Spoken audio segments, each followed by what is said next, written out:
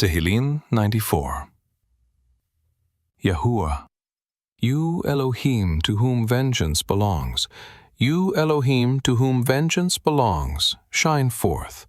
Rise up, you judge of the earth, pay back the proud what they deserve.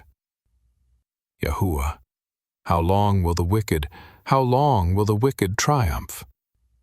They pour out arrogant words, all the evildoers boast.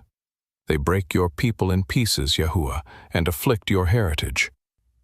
They kill the widow and the alien, and murder the fatherless. They say, Yah will not see, neither will Yaakov's Elohim consider.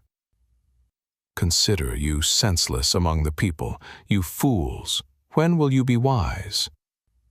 He who implanted the ear, won't he hear? He who formed the eye, won't he see? He who disciplines the nations, won't he punish? He who teaches man knows. Yahuwah knows the thoughts of man, that they are futile.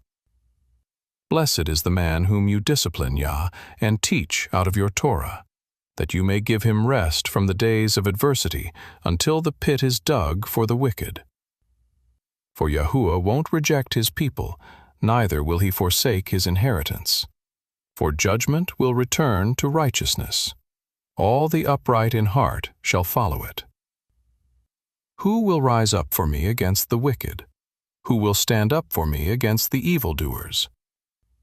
Unless Yahuwah had been my help, my soul would have soon lived in silence. When I said, my foot is slipping, your Hesed, Yahuwah, held me up. In the multitude of my thoughts within me, your comforts delight my soul. Shall the throne of wickedness have fellowship with you, which brings about mischief by statute? They gather themselves together against the soul of the righteous, and condemn the innocent blood.